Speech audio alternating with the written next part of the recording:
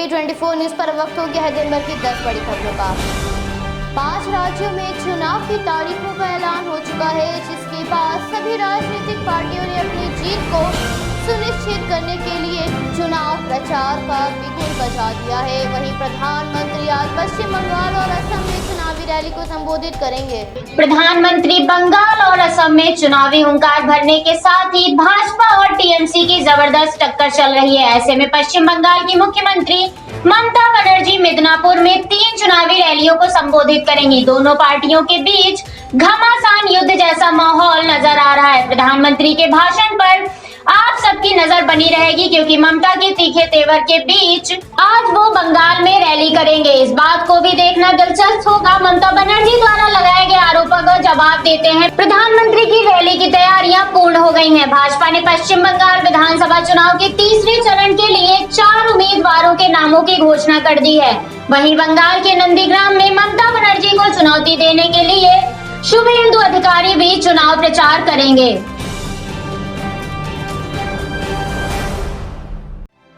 Corona virus के बढ़ते मामलों के चलते दिल्ली के मुख्यमंत्री अरविंद केजरीवाल ने आज आपातकालीन बैठक बुलाई है। देश में एक बार फिर से कोरोना वायरस का कहर बढ़ता जा रहा है। महाराष्ट्र, मध्य प्रदेश, गुजरात, दिल्ली समेत कई राज्यों में स्थिति भयानक होती नजर आ रही है। इसी को देखते हुए दिल्ली के मुख्यमंत्री अरविंद केजरीवाल ने आपात बैठक बुलाई है। बैठक में सीएम केजरीवाल दिल्ली के स्वास्थ्य मंत्री सत्येंद्र जैन, स्वास्थ्य सचिव और अन्य संबंधित अधिकारियों के साथ स्थिति पर समीक्षा करेंगे। वहीं महाराष्ट्र में एक ही स्कूल के 30 छात्र और शिक्षक कोरोना संक्रमित हो गए, जिसके बाद स्कूल को सील कर दिया गया है।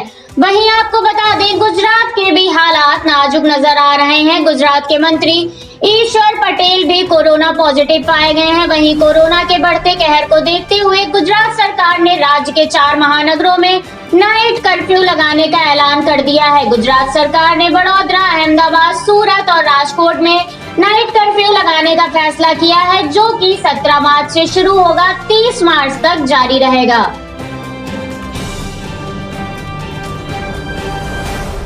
उत्तर प्रदेश सरकार के 4 वर्ष पूर्ण होने के अवसर पर 19 से 24 मार्च से प्रदेश मुख्यालय और सभी जिलों में विभिन्न कार्यक्रमों का आयोजन किया जाएगा, जिसके तहत 19 मार्च को मुख्यमंत्री की अध्यक्षता में प्रेस वार्ता होगी, जिसमें 4 साल के दौरान किए गए कामों के बारे में बताया जाएगा। 4 साल पूर्ण होने की तैयारी की गई, फिल्म का अवलोकन, गीत का विमोचन, प्रदेश स्तरीय विकास पुस्तिका का विमोचन और विभिन्न कल्याणकारी योजनाओं की प्रदर्शनी का आयोजन किया जाएगा। मुख्य सचिव राजेंद्र कुमार तिवारी के अनुसार सभी जिलाधिकारी प्रत्येक कार्यक्रम स्थल के लिए मुख्य विकास अधिकारी, अपर जिलाधिकारी, उप जिलाधिकारी स्तर के अधिकारियों को नोडल अधिकारी नामित करेंगे। इस आयोजन में वृद्धावस्था पेंशन, प्रधानमंत्री जन आयोग योजना, ऋण टूल किट योजना, निराश्रित महिला पेंशन योजना आदि में धनराशि या प्रमाण पत्र जैसे गोल्डन कार्ड और दिव्यांगजनों को ट्राई साइकिल व उपकरण आदि का वितरण किया जाएगा। 20 मार्च को सभी विधानसभा क्षेत्रों में जनसभाओं का आयोजन होगा, जिसमें मुख्यमंत्री कई योजनाओं के कार्य का शिलान्यास व लोकार्पण करेंगे। 21 मार्च को ग्रामीण क्षेत्रों में मिशन किसान कल्याण के रूप में प्रत्येक विकास खंड में किसानों के हित में व उनकी आय में वृद्धि के लिए चलाई जा रही योजना के कार्यक्रमों व किसान कल्याण मेलों का आयोजन किया जाएगा।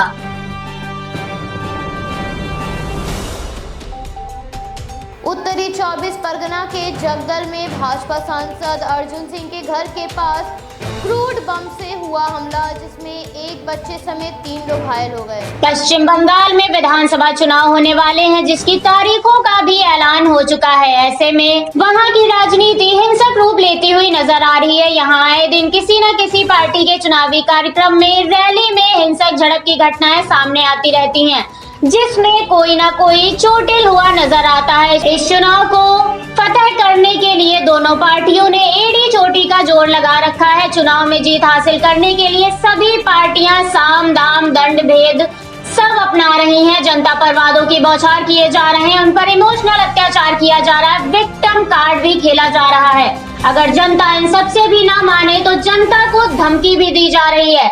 जी हां, आपको बता दें, कुछ दिन पहले टीएमसी के नेता तपन दास गुप्ता ने कहा था कि अगर उन्हें जनता वोट नहीं देती है तो वह इस इलाके की बिजली पानी बंद करवा देंगे और इसके लिए वो भाजपा से कह सकते हैं। वहीं आपको बता दें, पश्चिम बंगाल की राजनीति का इतिहास हिंसक रहा है। किसी भी स्तर के चुनाव नहीं कहलाते। यहाँ की राजनीति किसी फिल्मी राजनीति से कम नहीं है। आपको बता दें, कुछ दिन पहले ममता बनर्जी एक हादसे का शिकार हो गई थी, जिससे अपने चोटिल पैर के साथ ममता चुनाव प्रचार जोर शोर से कर रही हैं और अपनी पार्टी को जीत दिलाने के लिए आतुर हैं। लेकिन बड़ा सवाल ये उठता है कि आखिर भाजपा सांसद अर्जुन सिंह के घर के पास हमला किसने करवाया? क्या यह हमला टीएमसी ने करवाया या इसके पीछे किसी और का हाथ है? आपको बता दें, भाजपा सांसद अर्जुन सिंह बैरकपुर से सांसद हैं और यह घटना उनके घर के नजदीक 18 नंबर गली में घटित हुई। अर्जुन सिंह के अनुसार बम हमले करीब 15 स्थानों पर किए गए हैं और पुलिस द्वारा लगाए गए सीसीटीवी कैमरों को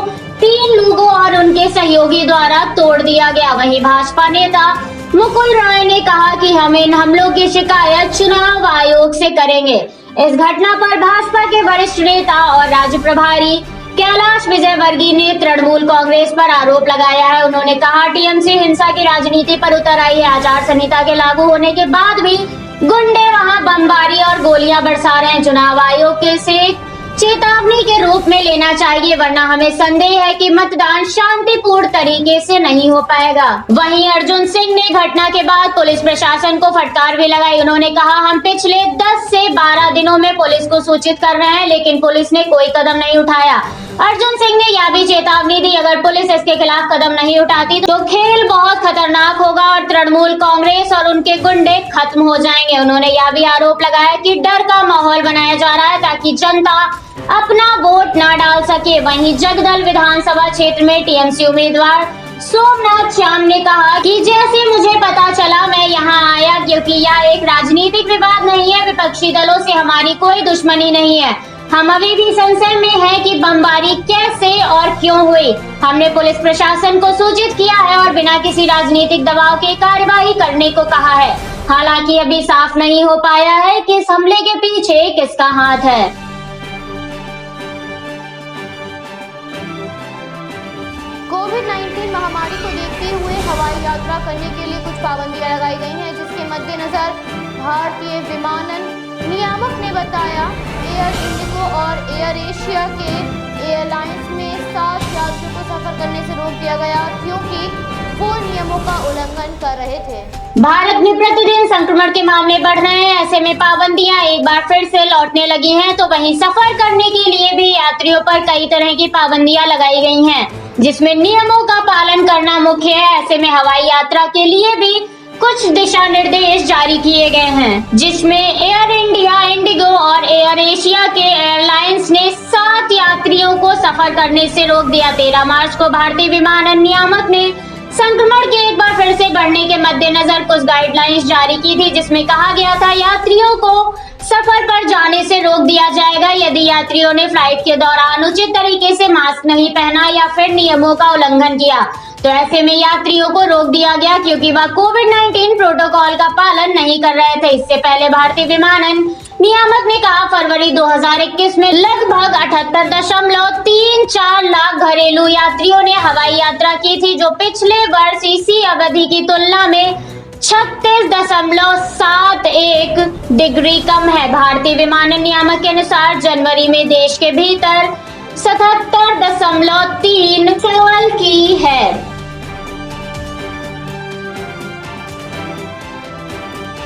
उत्तराखंड में करीब 1.5 महीने पहले आई आपदा में लापता लोगों की खोज अभी भी जारी है। वहीं 1.5 महीने बाद भी तपोवन सुरंग से आज एक शव निकाला गया है। वहीं नगर पंचायत ईओ सुनील पुरोहित के अनुसार शव बुधवार देर रात खुदाई के दौरान बरामद हुआ। आपदा के बाद से अब तक 74 शव बरामद हो चुके हैं, जबकि 130 लोग अभी भी लापता हैं। वहीं आपको बता दें, एनटीपीसी को बैराज साइट से एक मानव अंग बरामद हुआ था। अब तक 32 मानव अंग बरामद हुए हैं। बैराज साइट पर एनडीआरएफ सर्च अभियान चला रही है। कुछ दिन पहले भी रुद्रप्रयाग साइट से एक शव बरामद किया गया था। एनटीपीसी के महाप्रबंधक आरपी अहिरवान ने बताया कि सुरंग के अंदर से मलबा हटाने का काम अभी भी जारी है। इसके अलावा बैराज सा से भी लापता लोगों की तलाश की जा रही है। ऋषिगंगा की आपदा को 41 दिन हो चुके हैं, लेकिन लापता आधे से अधिक लोगों का कुछ पता नहीं चल पाया है।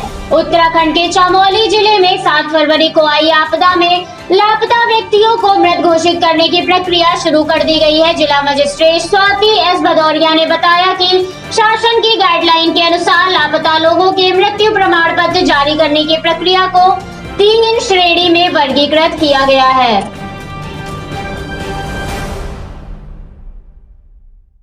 कोविड-19 के मामले प्रतिदिन खतरनाक होते जा रहे हैं। मामलों में लगातार वृद्धि से सरकार की चिंताएं बढ़ गई हैं, तो वहीं महामारी का खतरा प्रतिदिन गहरा होता जा रहा है। आज आए आंकड़ों ने इस वर्ष का रिकॉर्ड बनाया है। आज कोविड-19 के 35,000 से ज्यादा मामले दर्ज किए गए हैं। प्रतिदिन बढ़ रहे मामलों से लॉकडाउन की आशंका भी बढ़ती जा रही है। भारत के कई राज्यों में नाइट कर्फ्यू लगाया जा चुका है, तो वहीं महाराष्ट्र के कई जिलों में पूर्ण लॉकडाउन लगा हुआ है। उसके बाद भी मामलों में कोई सुधार नहीं हो रहा है। मामलों का स्तर लगातार बढ़ता जा रहा है। केंद्रीय स्वास्थ्य मंत्रालय से प्राप्त जानकारी के अनुसार पिछले 24 घंटे में कोविड-19 मामलों की संख्या 35,871 पहुंच गई है, तो वहीं इस महामारी से ग्रस्त होने वाले लोगों की संख्या लगभग 1,14,74,600 के पार है। इस महामारी के कारण जान गंवाने वाले लोगों की संख्या लगभग 172 है, तो वहीं 17,741 लोगों ने इस महामारी को मात दी है, जिसके बाद इस महामारी से स्वस्थ होने वाले लोगों की संख्या लगभग 1,10,63,000 के पार है। इस समय भारत में एक्टिव केसेस की संख्या 2,52,364 है, तो वहीं 3,71,43,255 लोगों को कोविड-19 का टीका लगाया जा चुका है। भारत में अभी भी विश्व के इतिहास का सबसे बड़ा टीकाकरण अभियान जारी है। इस समय अभियान का दूसरा चरण चल रहा है।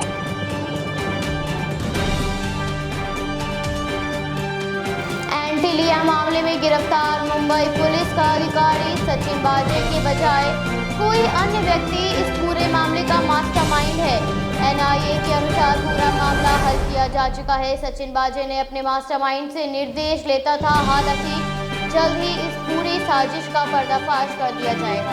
वहीं आपको बता दें, एनआईए के इस दावे के बाद ही मुंबई के पुलिस आयुक्त परमवीर सिंह के तबादले की पूरी पटकथा लिख गई है। जांच से जुड़े लोगों के मुताबिक 13 मार्च गिरफ्तारी के बाद से सचिन वाजे ने अधिकारियों से कहा था कि वह इस पूरे मामले में अपनी पुरानी प्रसिद्धि और नाम हासिल करने के लिए किसी दूसरे के कहने पर जुड़ा था। एनआईए अधिकारियों का कहना है कि इस आधार पर जांच करने के बाद वाजे की बात की पुष्टि हो रही है। हालांकि एनआईए अधिकारियों ने यह नहीं कहा है कि दूसरा व्यक्ति पुलिस आयुक्त परमवीर सिंह ही है, लेकिन पुलिस महकमे में वाजे के सिर पर परमवीर का हाथ होने की चर्चा आम है। वही माना जाता है कि परमवीर का संरक्षण होने के चलते ही वाजे का लहजा डीसीपी स्तर के अधिकारियों से बात करते समय भी दबंग जैसा रहता था। इसी कारण माना जा रहा है कि आयुक्त पद से हटाए जाने के बाद एनआईए की टीम किसी भी वक्त परमवीर सिंह से पूछताछ कर सकती है। वहीं महाराष्ट्र के एनसीपी अध्यक्ष व राज्य सरकार में मंत्री जयंत पाटिल ने बुधवार को कहा कि एनआईए को विस्फोटक से अधिकार मिलने के मामले में बीच बीच में खुलासे करने के बजाय तफ्तीश पूरी होने के बाद निष्कर्ष के बारे में बताना चाहिए। वहीं आपको बता दें, मुंबई पुलिस आयुक्त परमवीर सिंह के तबादले पर प्रदेश भाजपा अध्यक्ष चंद्रकांत पाटिल ने मुख्यमंत्री उद्धव ठाकरे पर निशाना साधा। उन्होंने कहा कि सचिन वाजे लादेन है या लादेन का बाप, जल्दी इसका खुलासा होगा। पाटिल ने कहा कि एंटीलिया विस्फोटक मामले में मुंबई पुलिस आयुक्त का तबादला कर सरकार बचाने का प्रयास कर रही है, लेकिन वह बच नहीं पाएगी। उन्होंने मांग की है कि गृह मंत्री अनिल देशमुख को भी पद से इस्तीफा दे देना चाहिए।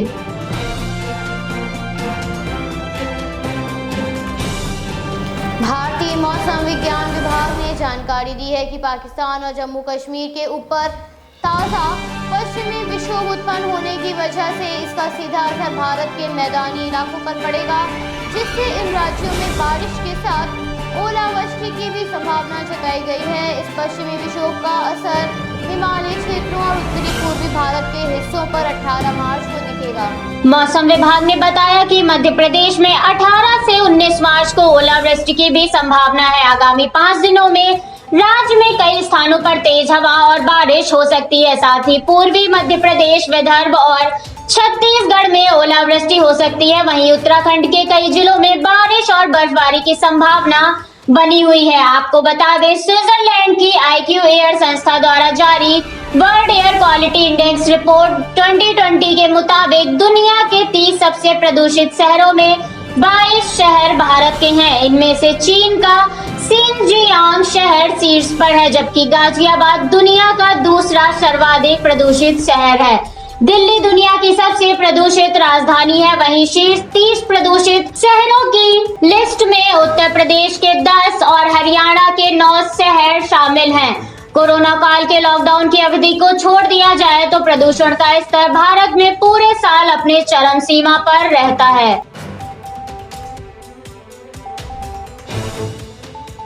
म्यांमार में तख्तापलट का विरोध प्रदर्शन दिन पर दिन घातक हिंसा का रूप ले रहा है।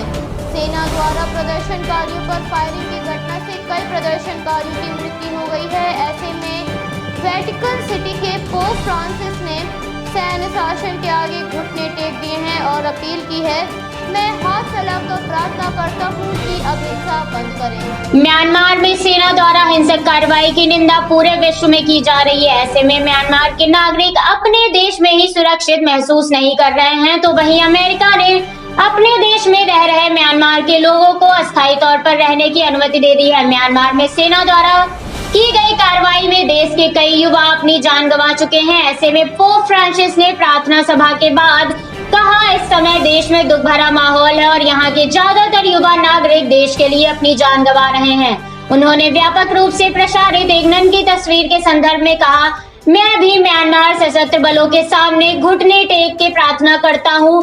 अब बहुत हो चुका खून खराबा, इसे बंद कर देना चाहिए। मैं भी नन की तरह आपके आगे हाथ फैलाकर शांति की अपील करता हूँ, क्योंकि संवाद से ही शांति हो सकती है। बौद्ध भिक्षुओं के संगठन ने म्यांमार में लोकतांत्रिक प्रदर्शनी ऊपर हो रहे अत्याचार की कड़ी निंदा की है। साथ ही निर्दोष की जान ना जाए, इसके लिए बौद्ध भिक्षुओं ने संगठन ने धार्मिक मामलों के मंत्री से बातचीत के बाद अंतिम बयान जारी करने का फैसला किया है।